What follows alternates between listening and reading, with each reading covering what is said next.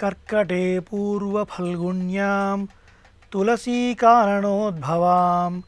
पाण्ड्ये विश्वम्भरां गोदां वंदे श्रीरंगनायकीम्। अस्मद्गुरुभ्यो नमः। ETV life ఆధ్యాత్మిక channel ప్రేక్షకులకు నమస్కారం. తిరుప్పావే కార్యక్రమానికి స్వాగతం. ఈ రోజున మనము 13వ పాసురం యొక్క అర్థాన్ని తెలుసుకోబోతున్నాం. మనం ముందుగానే చెప్పుకున్నాం 6వ పాసురం నుండి 15వ పాసురం వరకు 10 మంది గోపికలను నిద్ర లేపడం మనం చూస్తాం. ఎవరు లేపుతున్నారు? ఈ గోదా గోపిక గోకులంలో ఉన్నట్టుగా భావించి తన యొక్క సఖులైనటువంటి ఇతర గోపికలతో కలిసి నిద్రపోతున్నటువంటి ఒక 10 మందిని లేపుతున్నట్టుగా కనపడుతుంది. మరి బృందావనం అనేది పంచలక్షం గుడి అంటారు కదా, అంటే 5 లక్షల మంది ఉన్నటువంటి ఒక గోకులం కదా, 10 మంది నిద్రపోతున్నారా? అలా కాదు. ఈ 10 మందిని ఉపలక్షణతయ అని చెప్తారు. అంటే ఏంటి? ఉపలక్షణం అంటే ఏంటి? వీళ్ళని లేపితే మిగతా వాళ్ళని కూడా లేపినట్లే అని అర్థం. అలా చెప్తున్నారు. మరి 10 అనే సంఖ్యను తీసుకోవడానికి కారణం ఏంటి అంటే 10 మంది ఆళ్వార్లు అని అర్థం. ఆళ్వార్లు అంటే భగవంతుని యొక్క పరిపూర్ణమైన కళ్యాణ గుణములలో మునిగి తేలినటువంటి వారు. మరి వీరు 12 మంది కదండి, పన్నిద్రాళ్వార్లు అంటారు కదా, మీరు 10 మందిని చెప్తున్నారేంటి అంటే రెండూ సరి అయినవే. 10 మంది ఆళ్వార్లు చెప్పినప్పుడు శ్రీ ఆండాళ్ అలాగే మధురకవి ఆళ్వార్ చెప్పబడరు. దానికి కారణం ఏంటి అంటే వీళ్ళిద్దరూ కూడా చరమ పర్వనిష్ట కలిగినటువంటి వారు. అంటే ఆచార్యులే సర్వస్వము అని అనుకునేవారు. ఎప్పుడైతే పెరియాళ్వార్ చెప్పబడ్డారో అప్పుడు శ్రీ ఆండాళ్ చెప్పబడ్డట్టే అవుతుంది. ఎప్పుడైతే నమ్మాళ్వార్ చెప్పబడ్డారో అప్పుడు మధురకవి ఆళ్వార్ చెప్పబడ్డట్టే అవుతుంది. అలా ఈ 10 మంది ఆళ్వార్లు, ఈ 10 మంది ఆళ్వార్లను సేవించి ఆ తర్వాత అమ్మవారిని సేవించి ఆ తర్వాత మనం స్వామిని సేవించాలి. ఇది క్రమం. సేవించడం అంటే ఏంటి? నమస్కారం చేయడం, ఆశ్రయించడం. దేవాలయానికి వెళ్ళినప్పుడు నేరుగా మనం పరమాత్మని చూడకూడదు. ముందు భాగవతోత్తములు అంటే ఆళ్వారని అలాగే అమ్మవారిని సేవించి ఆ తర్వాత పరమాత్మని మనం చూడాలి. ఏమిటి కారణం అంటే పరమాత్మ సర్వజ్ఞుడు, సర్వవిత్ అంటుంది శాస్త్రం. సర్వజ్ఞ అంటే ఏంటి? అన్నీ తెలిసినవాడు. సర్వవిత్ అందరి హృదయాల్లో ఉండి ఎవరెవరు ఎప్పుడెప్పుడు ఏ సంకల్పం చేస్తున్నారో అన్నీ తెలిసినవాడు పరమాత్మ. కాబట్టి 1000 కోట్ల జన్మలలో మనం ఏమేం పాపాలు చేసామో మనకేమైనా తెలిసినా అండి? మనకు తెలియదు. అసలు ఈ జన్మలో ఎన్ని పాపాలు చేసామో మనకే తెలియదు. 1000 కోట్ల జన్మలలో ఎన్ని చేసి ఉంటామో మనకు లెక్కకు లేవు. కానీ అవన్నీ పరమాత్మకు తెలుసు. మనల్ని చూడగానే కొంచెం ఆయన కోపం కూడా వస్తుంది. క్షిపామి నక్షమామి అంటాడు. నేను క్షమించను, హీనయోనుల్లో పడేస్తాను, నరకంలో పడేస్తాను అంటాడు. అందుకని భగవంతుని యొక్క అనుగ్రహం ఎవరి మీద పరిపూర్ణంగా ఉందో ముందు వాళ్ళకి నమస్కారం చేసి వాళ్ళ ద్వారా మనం పరమాత్మను సేవించినట్లయితే అప్పుడు పరమాత్మ యొక్క కృపాకటాక్షం మన మీద సంపూర్ణంగా ఉంటుంది. ఇది ఒక క్రమం. ఈ క్రమమే ఇక్కడ మనకు తెలియబడుతుంది. ఇప్పుడు నిన్నటి పాసురంలో మనం ఏం చూసాం? మనత్తు కినియానే పాడవం అని చెప్పింది గోదాదేవి. అంటే మనసుకు ఇంపైనటువంటి ఆ రాముణ్ణి కీర్తిస్తూ ఉండగా వెంటనే గోకులంలో ఒక పెద్ద కలకలం రేగింది. అదేంటి మీరు రాముణ్ణి కీర్తిస్తున్నారు? మన కోసం శ్రీకృష్ణుడు అవతరించి గోపాలకులంలో ఉండి మనలో ఒకటిలాగా ఉండి మన బంధువుగా ఉండి మనతోని ఇంతగా కలిసిమెలిసి తిరుగుతూ మనల్ని రక్షిస్తున్నటువంటి కృష్ణుని పక్కన పెట్టి మీరు రాముని కీర్తిస్తున్నారేంటి? రాముడు ఎప్పటివాడు? త్రేతాయుగం వాడు. త్రేతాయుగంలో ఏమన్నారు? అందరూ కూడా రామ రామ రామ అనే కీర్తించారు. ఎవరు కూడా కృష్ణుని గుర్తించలేదు. మరి ద్వాపరయుగంలో శ్రీకృష్ణుడు ఉన్నాడు, మరి మీరు రాముడు ఎందుకు కీర్తిస్తున్నారు అని గోపికల మధ్య వివాదాలు ఏర్పడి రాముడే గొప్ప అని కొందరు, కృష్ణుడే గొప్ప అని కొందరు. ఏం గొప్ప రాముడిలో అని కొంతమంది గోపికలు అడిగినప్పుడు మిగతా వాళ్ళు చెప్తున్నారు రాముడు చాలా గొప్ప అందగాడు, చంద్రకాంతాననం రామం అతీవ ప్రియదర్శనం రూప ఔదార్య గుణై పుంసాం దృష్టిచిత్తాపహారిణం. రాముడి యొక్క ముఖము పూర్ణ చంద్రుడి కన్నా కూడా ఇంకా ఆహ్లాదకరంగా ఉంటుంది. ఆయన చూసిన వాళ్ళ యొక్క చూపుల్ని మనసుల్ని అయస్కాంతంలాగా లాగిస్తాడు. అంతటి గొప్ప అందం శ్రీరాముడిది అని కొంతమంది గోపికలు అన్నారు. ఇటువైపున్న గోపికలు అంటున్నారు, ఏ రాముడే అందగాడా, కృష్ణుడు మాత్రం అందగాడు కాదా, ఈయన ఆవుల్ని మేపడం కోసం అడవులకు వెళ్ళినప్పుడు అక్కడ యజ్ఞయాగాదులు చేస్తున్నటువంటి మహర్షులందరూ కూడా శృవాళ్ళతోని ఆ నెయ్యిని తీసుకొని ఆ హోమంలో వేసిన వాళ్ళు కాస్త శ్రీకృష్ణుని చూసి ఆయన యొక్క సౌందర్యాన్ని చూసి వాటిని అక్కడే వదిలేశారు. ఏ పని చేస్తున్న వాళ్ళు అలాగే స్టాచ్యూలాగా ఉండిపోయారు. అంతటి గొప్ప సమ్మోహనాకారుడు మా శ్రీకృష్ణుడు అని కొందరు గోపికలు అన్నారు. కొందరు అంటున్నారు రాముడు చాలా సులభుడు అని. రాముడేం సులభుడు, మా కృష్ణుడే కదా బాగా సులభుడు. ఒక రాయబారం కోసం దూతగా వెళ్ళాడు. దూత అంటే ఏంటి? మెసెంజర్. అది చాలా చిన్న పోస్ట్. అలా ఎవరైనా వెళతారా అండి? మరి కృష్ణుడు ఎంత సులభుడు కాకపోతే తనకు ఇష్టమైనటువంటి తన భక్తులైనటువంటి పాండవుల కోసం చాలా చిన్న పదవిని కూడా తీసుకున్నాడు కదండి. ఒక దూతలాగా వెళ్ళి వాళ్ళ మధ్యలో సంధి కుదర్చడానికి ప్రయత్నించాడు. వాళ్ళు ఒప్పుకోలేదు దుర్మార్గులు, కాబట్టి యుద్ధం జరిగింది. అంతేనా? అర్జునుడి యొక్క రథానికి సారథ్యాన్ని కూడా చేశాడు. రథాన్ని నడిపాడు. ఒక డ్రైవర్ అనే పేరుతోని లోకమంతా కీర్తింపబడ్డాడు. అదేంటండి, కృష్ణుడికి డ్రైవర్ అనే పేరుందా? ఉందండి. పార్థ సారథి అంటే ఏంటి? పార్థుడి యొక్క సారథి. పార్థుడు అంటే అర్జునుడు, ఆయన యొక్క సారథి. ఆ పేరుని కూడా పెట్టుకొని చాలా గొప్ప పేరుగా తనకు తానే మురిసిపోయాడు.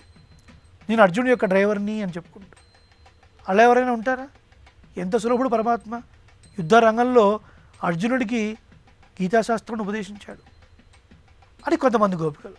ఇలా వీళ్ళలో వీళ్ళకి వాదం వస్తూ ఉండగా మన గోదా గోపిక అంటుంది, ఎందుకరా మీరు అలా పోట్లాడుతూ ఉంటారు? ఇది సరి అయిన జ్ఞానం కాదు. ఈ యుగంలో ఉన్న శ్రీకృష్ణుడే ఆ యుగంలో ఉన్న శ్రీరాముడు. ఈ అవతారాలను ఎక్కడి నుంచి వస్తాయి?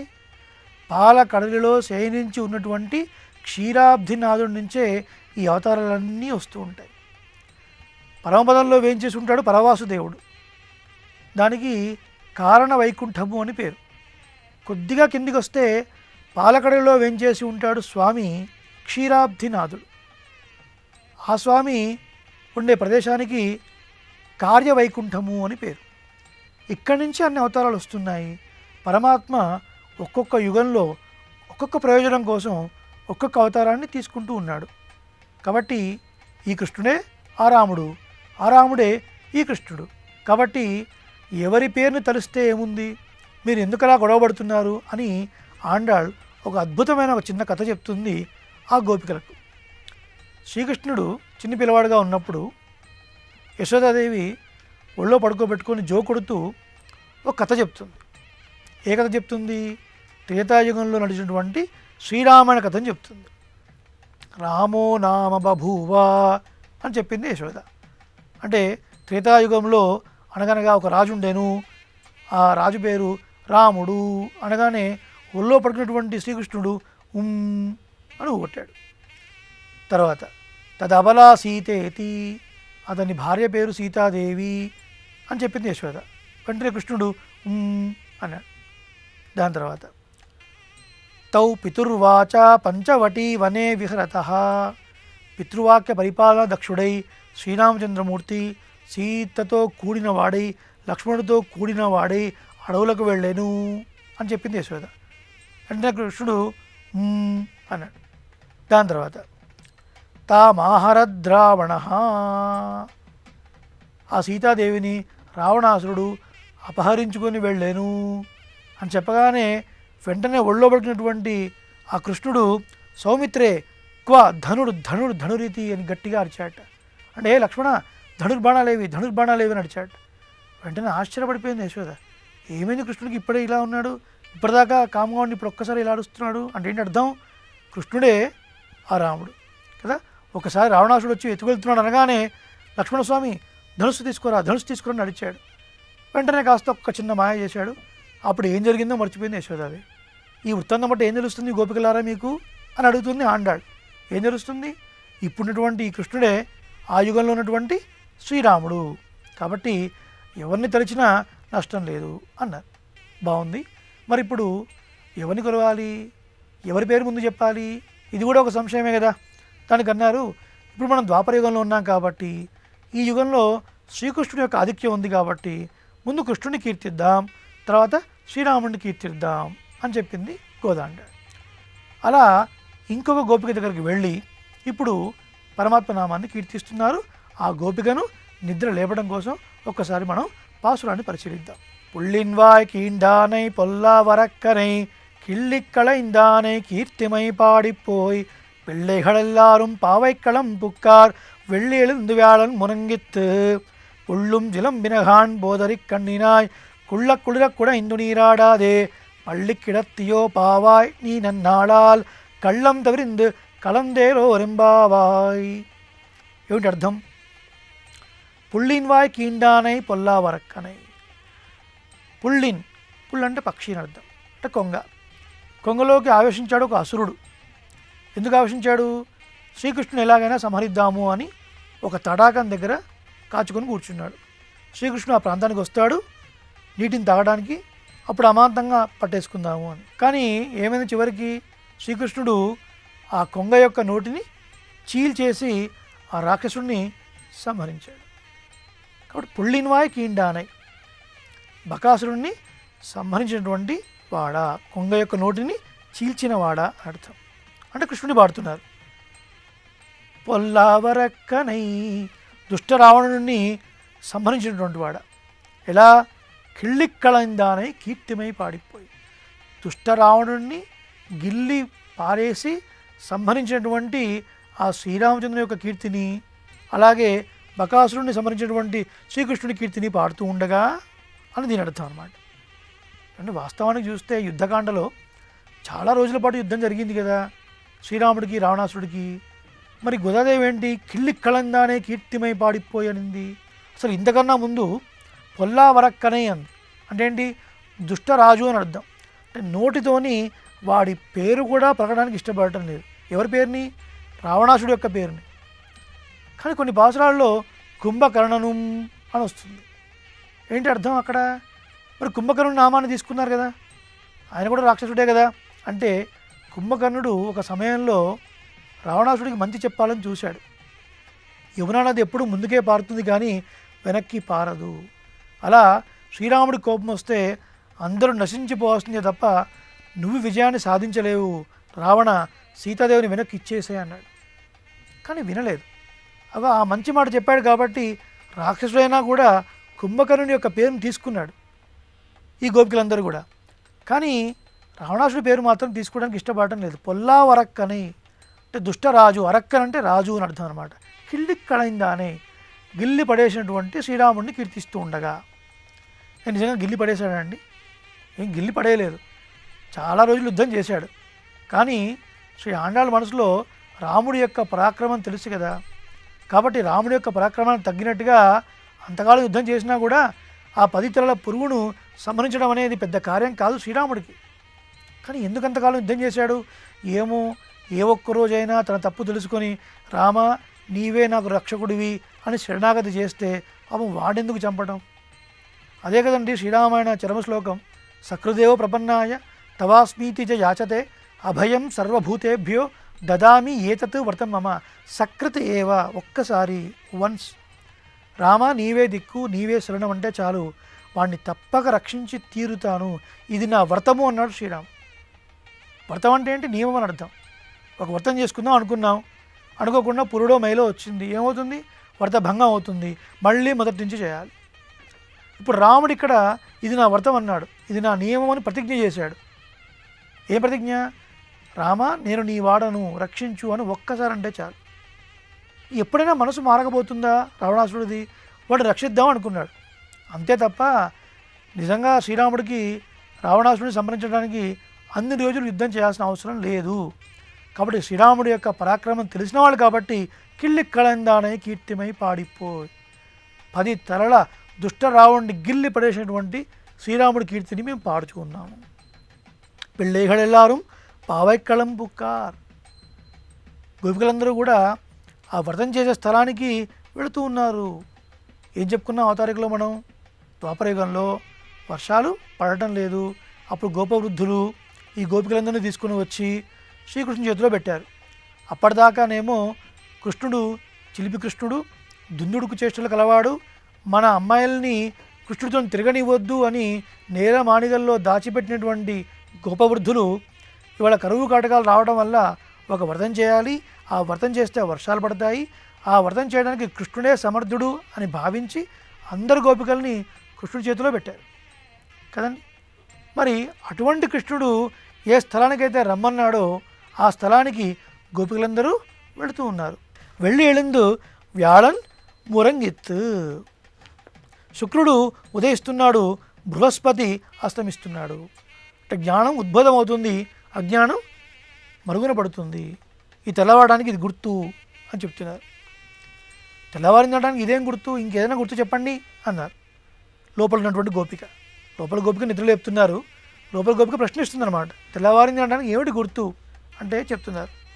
ఉళ్ళుం శిలం వినగాన్ పొదరి కండినాయ్. చక్కటి కమలంలో తిరిగేటువంటి 9 లాంటి కన్నులు గల ఓ గోపిక ఏం చెప్తున్నారు? పుళ్ళుం శిలం వినగాన్, పక్షులు ఇంకా కూస్తూ ఉన్నాయి. ఇంతకుముందు కూడా చెప్పారు కదా, ఒకసారి పాశురంలో పక్షులు మెలుకున్నాయని చెప్పారు, ఒకసారి పాశురంలో పక్షులు ఆహారం కోసం వెళ్ళబోతున్నాయి, మాట్లాడుకుంటూ ఉన్నాయని చెప్పారు. ఈ పాశురంలో ఇక ఆహార సంపార్జనకి బయలుదేరిపోతున్నాయి. కాబట్టి పుళ్ళుం శిలం మినగాడ్, ఇది తెల్లవారింది అనడానికి గుర్తే కదా, కాబట్టి లేవాల్సింది ఓ గోపిక అన్నారు. చక్కటి నేత్ర సౌందర్యము కలిగిన ఓ గోపిక. ఏంటి అర్థం? విశాలమైన కన్నులు ఉన్నాయి అంటే చక్కటి జ్ఞానం ఉంది అని అర్థం. ఏ జ్ఞానం? స్వస్వరూప జ్ఞానము, పరస్వరూప జ్ఞానము. స్వస్వరూపం అంటే ఏంటి? దేహమే ఆత్మ అనుకోవటం అజ్ఞానం. దేహం కంటే వేరేనది ఆత్మ ఒకటి ఉన్నది అనుకోకుండా దేహమే ఆత్మ, ఆత్మ అనేది ఏం లేదు, నేను ఎలా ఉంటాను, నేనే స్వతంత్రుణ్ణి అని అనుకోవటం అజ్ఞానం. కానీ దేహం కన్నా వేరుగా ఆత్మ ఉన్నది, ఈ ఆత్మ పరమాత్మకే చెందినది అని తెలుసుకోవడం స్వస్వరూప జ్ఞానం. పరస్వరూప జ్ఞానం అంటే పరమాత్మ అనంత కళ్యాణ గుణాత్మకుడు, శ్రియఃపతి, మోక్షప్రదాయకుడు, ఏ దోషము లేనివాడు అని తెలుసుకోవడం పరస్వరూప జ్ఞానం. కాబట్టి నేత్ర సౌందర్యం ఉండే అర్థం ఏంటి? బాహిరంగా ఆ గోపిక యొక్క సౌందర్యాన్ని కీర్తిస్తున్నారు. అంతర్లీనంగా ధ్వని ప్రధానమైన కావ్యం అని చెప్పుకున్నాం కదా, అంతర్లీనంగా అర్థం ఏంటి? చక్కటి జ్ఞానము కలిగినటువంటి గోపిక.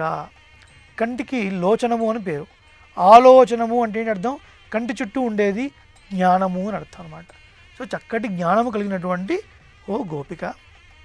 కుళ్ళ కుడైందు నీరాడాదే. ఇన్నాళ్ళు శ్రీకృష్ణుడిని విడిచి మనం ఉన్నాం, కృష్ణుడి యొక్క విరహంతో మనం బాధపడుతూ ఉన్నాం, మన ఒళ్ళంతా వేడెక్కిపోయింది. ఇప్పుడు ఈ తాపమంతా చల్లారేలాగా చక్కగా చన్నీటిలో మనం స్నానం చేద్దాం. అలా స్నానం చేయాల్సి ఉండగా ఇంకా పడుకొని ఉన్నావా అంటున్నారు. ఏంటండి స్నానం అంటే? స్నానం అంటే భగవత్ సంశ్లేషం, భగవంతుడి యొక్క కళ్యాణ గుణాలని చక్కగా ఆస్వాదించడమే స్నానం.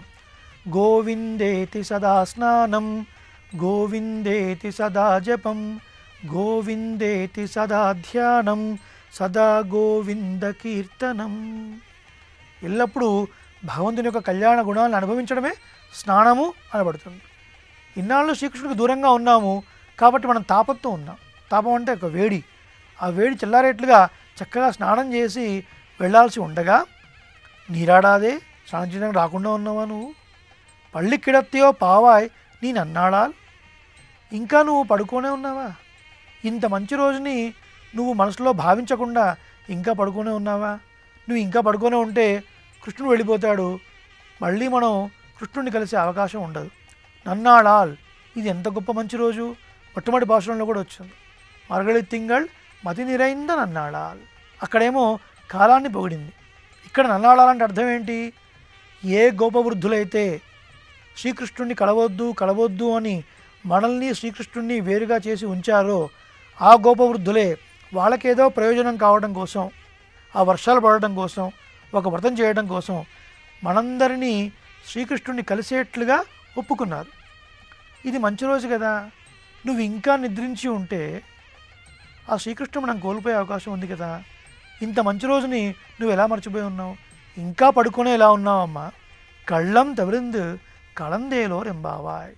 నీ కపటాన్ని పక్కన పెట్టి, అంటే దొంగ నిద్రని పక్కన పెట్టేసి నువ్వు రావాల్సింది అని ఈ పాసురంలో ప్రార్థిస్తున్నారు. అంటే ప్రతి ఒక్క పాసురంలో ఒక్కొక్క గోపికకు ఒక్కొక్క విలక్షణమైన స్వభావాన్ని మనకు తెలియజేస్తుంది గోదాదేవి. కొన్ని చోట్ల శరీర సౌందర్యము, ఆత్మ సౌందర్యము, వాళ్ళ వాళ్ళ అవస్థలు, వాళ్ళకున్న అవస్థ అంటే ఫేజ్ అని అర్థం అనమాట. అంటే భగవంతుని విషయంలో వాళ్ళు ఎంత గట్టి నమ్మకంతో ఉన్నారు. ఎలాగైనా వస్తాడు, ఎలాగైనా రక్షిస్తాడు, ఆయనే రక్షకుడు అని భావించడం. అలా భావించి ఉన్నారు కాబట్టే లోపల ఉన్న గోపిక కృష్ణుడు వస్తాడులే అని ఉంది, బయట ఉన్న గోపికలు నువ్వు రావాల్సింది అంటున్నారు. ఇంతకుముందు పాసురంలో కూడా అదే అన్నారు. ఎంతో గొప్ప సంపద కలిగినటువంటి నీ అన్నయ్య ఆ లేగ దూడలు కట్లు విప్పకుండా ఉండడం వల్ల ఆ గేదెలన్నీ కూడా పాలను స్రవిస్తూ ఉండి నేలంతా బురదైపోయిందమ్మా. మీ అన్నయ్య ఏమో ఆ గేదెల్ని పట్టించుకోవటం లేదు, అలాగే నువ్వు కూడా మమ్మల్ని పట్టించుకోకుండా ఉన్నావా? అలా ఉంటే ఎలా? నువ్వు రావాలి కదా. ఎందుకు అంటే భగవంతుడు అంటే పరిపూర్ణ విశ్వాసము కలవారు భాగవతోత్తములు. అలాంటి వారు మా చేత సేవింపబడితే అంటే నమస్కారం చేయబడితే, అలాంటి వారు మా గోష్ఠిలో అంటే మా సమూహంలో ఉంటే పరమాత్మ సంతోషిస్తాడు. ఇన్ని లక్షల మంది గోపికలు ఉన్నప్పుడు ఏ ఒక్కరిద్దరు రాకపోతే కృష్ణుడు ఏమని అనుకుంటాడా అంటే అలా కాదు. ప్రతి ఒక్కరిని గుర్తుపెట్టుకుంటాడు కృష్ణ పరమాత్మ, ప్రతి ఒక్కరిని అడుగుతారు. కాబట్టి ఇంతటి గొప్ప భగవద్భక్తి కలిగినటువంటి భాగవతోత్తములారా రండి, మీతో కలిసి మేము పెరమాళను సేవించాలి, భగవంతుడిని మేము సేవించాలి అన్నట్లుగా ప్రతి ఒక్క పాసురంలో ఒక విలక్షణమైన అర్థాన్ని చెప్తుంది మనకు గోదాదేవి.